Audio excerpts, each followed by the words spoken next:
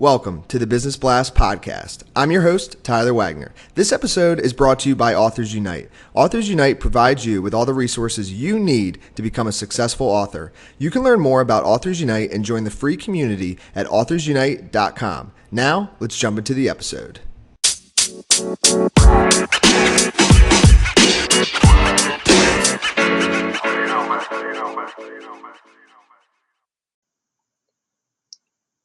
All right, everyone. Welcome back to another episode of the Business Blast podcast. I'm your host, Tyler Wagner. Today I have Mitch Purgason with us. He is stitched by Mitch. So welcome to the show, Mitch.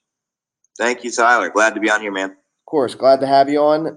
We'll dive into the first question. The first question I have for you, Mitch, is what is the best story from your life that has an underlying valuable message? I think the best story that has ever happened to me, I was in college. I was studying for finals, and I just actually watched an episode of Shark Tank. And I just, randomly thought that, it'd be kind of funny if I emailed Mark Cuban and just to see what would happen. And I had no real expectation of if he would respond or if anything would happen from it. But I sent him a long email and just tried to make the subject line slightly different. And 3 days later, I'm studying again. I look at my phone. It says R.E. Mark Cuban. And he'd responded, and I just was, freaking out, obviously, as a 20-year-old college student. And basically just started a conversation with him, and he kept responding. And as he kept responding, I kept asking more questions. And eventually he basically said, I have this app called Cyberdust, would be very interested to see what your college friends think of it, yada, yada, yada. And so I just said, well, what can I do to be an intern or to work with you or whatever? And he just basically told me to get creative and lead up, in the sense of he didn't really want to tell me what to do, but I had to figure it out. And long story short, I did a couple things, and then I ended up getting flown up to New York City and helped put on Steve Nash Celebrity Soccer Tournament. And just, as a 20-year-old, it was probably one of the cooler experiences of my life. But the biggest lesson from that was just you never know what could happen if you just try. Even the most outlandish, weirdest things, if you just try and you're creative and you take the initiative on what needs to be done instead of being being told what to be done or what to do. I think a lot of the best things in my life have happened from just those two types of ways of thinking.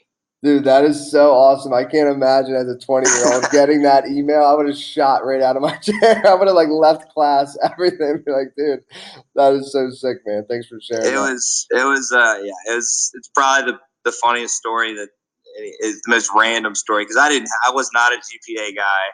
I was not classic scholar or anything like that. And I just hustled and, I made an outlandish attempt to get an in with someone that I respected, and it doesn't always work out, but it did. So just you never know. Absolutely, man. The next question I have for you, Mitch, is what's the most valuable piece of information we should know that's within your expertise or industry? I'd say, so what I do, I design clothes that I say that fuse with people's personalities. So I try to add a slight twist on either an interview process or just understanding who I work with better. The power of color is a beautiful thing. And I think a lot of people just think, Mitch sells suits. That's not really what I do. It's more or less just getting to know the person, adding subtle details within their garments that make them appreciate it more, even if it's their subconscious, but they know it's there.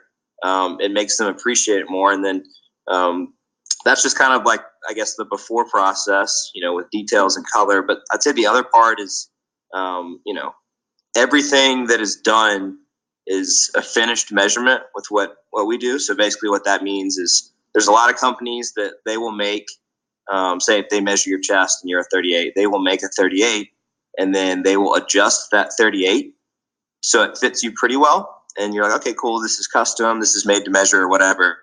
This fits pretty well. With what we do, we cut and sew everything, and every body part has its own specific size. We use an old tailoring technique called finished measurements and apply that to you based on your size, your weight, your age, your fit preference, and really how you move. So I'd say the biggest expertise thing that was what we do, and kind of what makes us different within the industry, and what the best companies that do sell clothes do, is they apply finished measurements. And it's more of an art than a science, but it's something that a lot of companies don't do if they're intending to scale.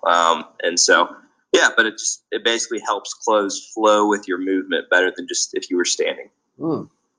And what is your best piece of overall business advice? So not necessarily industry specific. Yeah, so I'd say the best piece of advice is just to do something. The best teacher, it's so cliche and people say it all the time, but the best teacher is just experience, trying things. I'd say anytime you want to try something, you can figure out within probably 2 days of research if it's something that, even though you're interested in the original idea, if the idea actually could make sense, and if it could be, done pretty quickly, and if you could get feedback pretty quickly. But a lot of people ask me for marketing advice or sales advice or anything like that. The biggest marketing advice is just having people talk about you. I mean, I have a story where I worked with a guy 5 years ago, and I did pretty well. He bought pretty much the most basic suit that I've ever sold. It was great. That's all I needed at the time. 5 years later, a guy heard of him talk about me at a wedding he went to, and he ended up spending 10 grand with me.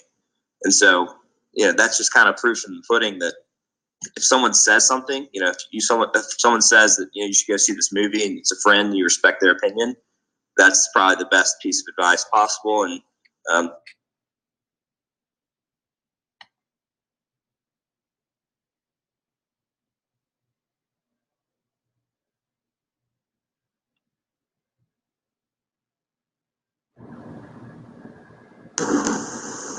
Hey, Mitch. Yep. Can you hear me? Yeah. Now, you dropped out for 1 second, but no worries. And yeah, I agree, man. Word of mouth marketing is the number one tool. So, and if you could give your younger self one piece of advice, what would that be? I've done so many dumb things that, it just makes me laugh. Like when I look back and think, like, why did you think this was the way to handle this? Or why did you do this? And, just there's so many funny things that I've done that are just dumb. So a lot of people, I think success is beautiful because each person can inadvertently have their own path in the most random of ways. I've had so many funny stories of success. What I wish I had done when I was little and younger is find someone within my industry and ask what they failed on, not how they succeeded. Because I think just like, your personality, success can come in so many different forms and fashions, but I would have greatly benefited if I had met with someone that does what I do now and just, asked them what are the biggest failures that you've ever had. And I think anytime I plan on doing anything in the future, I'm going to find someone in the industry and ask them, how hard they failed and what they learned from that. And in your opinion, what is the key to happiness? I think the key to happiness is fulfillment within relationships and purpose. I think, people make the world go round. People are amazing. People have stories. Stories are beautiful. And, you can find fulfillment in people and stories and art. I think just having a balanced life of, creative challenges, intellectual challenges, and relational challenges. I think that's the key to happiness. And what's the best book that you've read, and what was the number one thing you learned from that? The best book I have ever read, I'd say, the book I actually just finished was called Love Does. And it's by a guy named Bob Goff, and it's kind of just a reassuring lesson on how to love people and how to love failure, and basically to fall in love with everything you're doing, even if it's not ideal, it's not the best thing. But if you fall in love with everything that you're doing, there's a lot of good things that can come from that. But the book just basically, he has so many ridiculous stories too, of just like, a guy, he did not get into law school. So what did he do?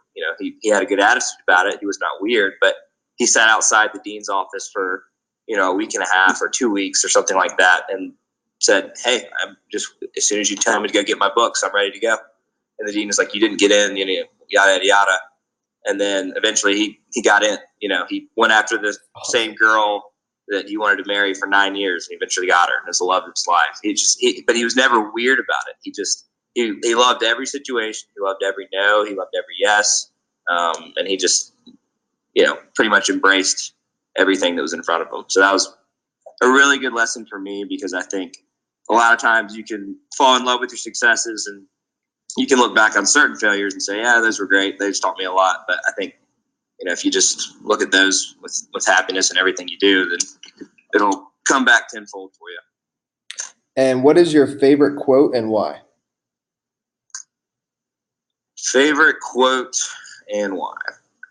I'd say, this is kind of funny. I'm kind of like the Rudy, I guess. I walked on basketball in college, and I'm the classic 5'8" with a reddish brown beard.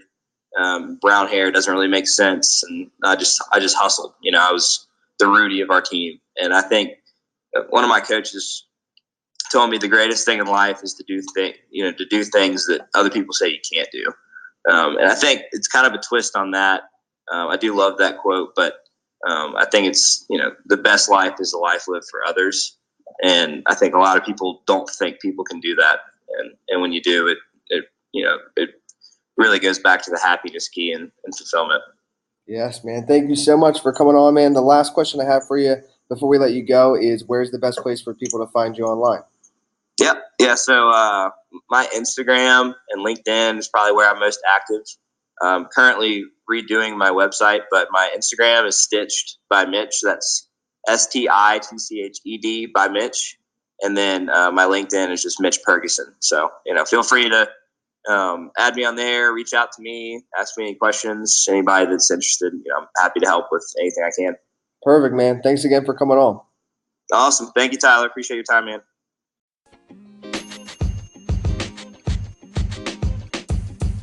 The podcast you just heard was recorded with Anchor. If you want to make your own, download the Android or iOS app completely free from anchor.fm/podcast. That's anchor.fm/podcast.